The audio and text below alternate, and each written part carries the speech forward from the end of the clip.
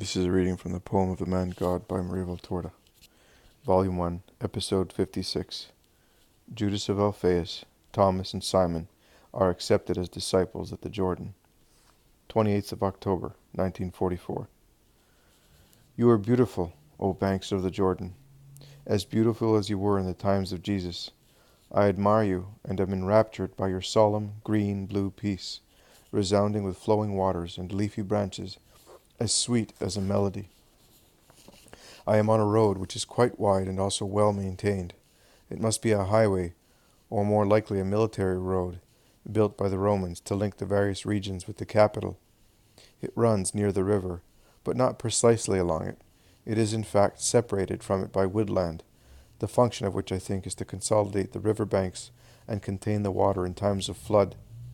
The woodland continues on the other side of the road, so that the road looks like a natural tunnel over which the trees interlace their leafy branches, a beneficial protection for wayfarers in the hot climate of this country. At the point where I am, the river, and consequently also the road, form a wide bend, so that the leafy embankment appears to me like a huge green barrier, built to enclose a basin of calm waters. It almost looks like a lake in a luxury park, but the water is not as still as the waters of a lake. It flows, although slowly. This is evident from its rustling along the first reed thickets, the more daring ones that have grown down there in the gravel bed, and also from the undulation of the long ribbon-like leaves of the canes reaching down to the water, by which they are sweetly lulled. Also a group of willows, with flexible falling branches, have entrusted the ends of their green foliage to the river, that combs the thin branches with a graceful caress, stretching them softly on the water surface. There is peace and silence in the early morning. One can sense only the warbling of birds, the rustling of water and leaves, the glittering of dewdrops on the tall green grass between the trees, a grass not yet hardened or parched by the summer sunshine, but tender and fresh, since it came up after the springtime showers, which nourished the earth in its very depth with moisture and rich juices. 3 wayfarers are standing on the road, in the middle of the bend. They look up and down, to the south, where Jerusalem is, and to the north, where Samaria lies. They look anxiously between the trees to see whether anyone is arriving as expected. They are Thomas, Judas, Thaddeus, and the healed leper. They are speaking. Can you see anything? No, I can't. Neither can I. And yet this is the place. Are you sure? I'm sure, Simon. One of the 6 said to me, when the Master was going away amid the acclamations of the crowd, after the miraculous healing of a crippled beggar who was healed at the fish gate, we are now going out of Jerusalem. Wait for us 5 miles between Jericho and Doko, at the bend of the river along the road in the woodland. This is this one.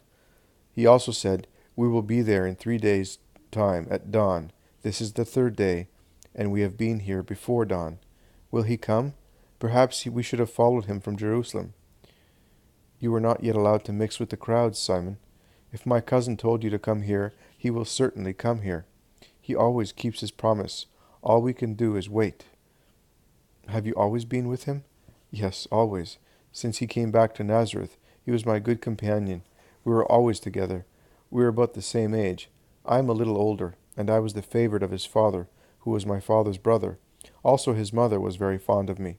I grew up more with her than with my own mother. She was fond. Is she no longer as fond of you now? Oh, yes, she is, but we have parted a little since he became a prophet. My relatives are not happy about it. Which relatives? My father and the 2 older brothers. The other one is undecided. My father is very old, and I did not have the courage to hurt him. But now no longer so. Now I'm going where my heart and my mind tell me. I am going to Jesus. I don't think I am offending the law by doing so. In any case, if what I want to do is not right, Jesus would tell me. I will do what he says. Is it right for a father to prevent the son from doing good? If I feel that my salvation is there, why prevent me from reaching it? No. Why at times are our fathers our enemies? Simon sighs as if he were overwhelmed by sad memories. He lowers his head but does not speak. Thomas instead replies, I have already overcome the obstacle. My father listened to me and he understood me. He blessed me, saying, Go. May this Passover be for you the liberation from the slavery of waiting. You are fortunate because you can believe. I will wait. But if it really is him, you will find out following him. Then come and say to your old father, Come, Israel has the expected one. You are luckier than I am, and we always lived beside him, and we in the family do not believe. We say they say, he has gone mad. There is a group of people, shouts Simon. It's him, I recognize his fair head. Oh, come, let us run. They start walking fast southwards. When they reach the center of the bend, the trees cover the remainder of the road, so that the two groups face each other unexpectedly. Jesus seems to be coming up from the river, because he is among the trees on the bank. Master! Jesus! My Lord! The three cries of the disciple, the cousin, and the cured leper are full of joy and veneration. Peace to you! There is the beautiful, unmistakable, full, resonant, calm, expressive, clear, virile, sweet, incisive voice. You too, Judas, my cousin, are here? They embrace each other. Judas is weeping. Why are you weeping? Oh, Jesus, I want to stay with you. I have been waiting for you all the time. Why did you not come? Judas lowers his head and is silent. They did not let you. And now? Jesus, I cannot obey them. I want to obey only you. But I did not give you an order. No, you did not, but it is your mission that gives it. It is he who sent you, who is speaking here in my heart, and says to me, Go to him. It is she who bore you, my sweet teacher, who with her gentle look, as mild as a dove, says to me, without uttering a word, Be of Jesus. Can I ignore that heavenly voice that pierces my heart? Can I ignore the prayers of such a holy woman, who implores me from my own good? Only because I am your cousin on Joseph's side am I not to acknowledge you for what you are, whereas the Baptist recognized you, although he had never seen you, here on the banks of this river, and he greeted you as the Lamb of God. And should I not be capable of anything, although I was brought up with you, and I was good because I followed you, and I became a son of the law through your mother, from whom I learned not the 613 precepts of the rabbis, besides the scriptures and the prayers, but the essence of them all? And your father? My father, he does not lack bread and assistance. And then you give me the example. You have thought of the welfare of the people rather than the little advantage of Mary, and she is alone. Tell me, Master, is it not right for a son to say to his father, without lacking respect, Father, I love you, but God is above you, and I will follow him? Judas, my cousin and my friend, I tell you, you have made good progress on the way to light. Come, it is lawful to speak thus to a father when it is God who calls. There is nothing above God. Also the laws of relationship cease. That is they are raised to a dignity, because with our tears we give our fathers and mothers a greater help, and for something everlasting, not for a short time in this world. We draw them with us to heaven, and by sacrificing our affections to God. So, Judas, stay here. I have been waiting for you, and I am happy to have you, the friend of my life at Nazareth. Judas is touched.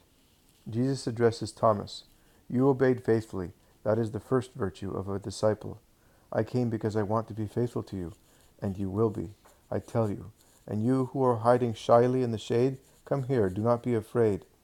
My Lord, the ex-leper is at Jesus' feet. Stand up. Your name? Simon. Your family? My Lord, it was powerful. I was powerful too, but bitter sectarian hatred and errors of youth damaged its power. My father, oh, I must speak against him, who caused me to shed so many earthly tears. You saw the gift he gave me. Was he a leper? He was not, neither was I, but he suffered from another disease which we in Israel associate with various forms of leprosy. His caste was then triumphant. He lived and died as a powerful man at home. If you had not saved me, I would have died in the valley of sepulchres. Are you alone? Yes, I am. I have a faithful servant who looks after what property is left. I sent word to him. And your mother? She is dead. The man seems embarrassed. Jesus looks at him attentively. Simon, you ask me, what shall I do for you? Now I say to you, follow me. I will at once, my Lord, but let me tell you one thing. I was called Zealot because of the caste, and Cananean because of my mother. See, I am of a dark complexion. In my veins there is the blood of a slave woman. My father had no children from his wife, and he had me from a slave. His wife was a good woman, and she brought me up as her own. She took care of me in my endless illnesses until she died.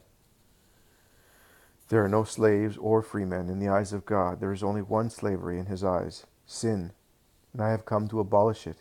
I am calling everybody, because the kingdom is of all men. Are you a learned man? Yes, I am. I also had my position amongst the important people, as long as my disease was hidden under my clothes. But when it spread to my face, my enemies could not believe they were at last my enemies then could not believe they were at last able to confine me amongst the dead. Although a Roman doctor of Caesarea, when I consulted him, told me that mine was not real leprosy, but hereditary serpigo, which I could spread only by procreation. Is it possible for me not to curse my father?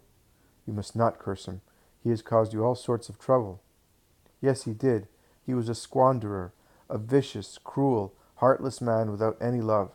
He deprived me of my health. He denied me love and peace. He branded me with a shameful name and with a disease which is a mark of infamy. He wanted everything for himself, even his son's future. He deprived me of everything, also the joy of being a father. That is why I say to you, follow me. As my follower, you will find father and children. Look up, Simon. There, the true Father is smiling at you. Look at the wide world, at the continents, at the countries. There are children and children everywhere, children of the souls for the childless. They are waiting for you, and many like you also are waiting. There are no foundlings under my sign. There is no solitude, no difference in my sign. It is a sign of love, and it gives love. Come, my childless Simon. Come, Judas, who are losing your father for my sake. I join you in the same destiny. They are both beside him. He is holding his hands on their shoulders as if he were taking possession of them and imposing a common yoke on them. He then says, And I unite you together, but now I will separate you. Simon, you will stay here with Thomas. You will prepare with him the way for my return. I will be back soon, and I want the people to be waiting for me. Tell the sick people that he who can cure their illnesses is about to come here. You can certainly tell them that. Tell those who are waiting that the Messiah is among his people. Tell the sinners that he who forgives has come to give them strength to rise. Will we be able to do that? Yes, you will. All you have to say is, He has come. He calls you. He is waiting for you. He has come to grant you graces. Come here to see him. And to these words add a report of what you know. And you, Judas, my cousin, come with me, and these. But you will stay at Nazareth. Why, Jesus? Because you must prepare my way in my fatherland. Do you think it is a small mission? I can tell you that there is not a harder one. Jesus sighs. And will I succeed? You will and you will not. But it will be sufficient to be justified. Justified of what? And with whom? With God, with your fatherland, with your family. They will not be able to reproach us because we offered good things. And if the fatherland and the family will disdain our offer, we shall not be blamed for their loss. And what about us? You, Peter? You will go back to your fishing nets. Why? Because I will teach you slowly, and I will take you with me when I find that you are ready. But will I see you then? Certainly. I will often come to see you, or I will send for you when I am at Capernaum. Now let us say goodbye, my friends, and let us go. I bless you who are staying here. May my peace be with you. And the vision ends.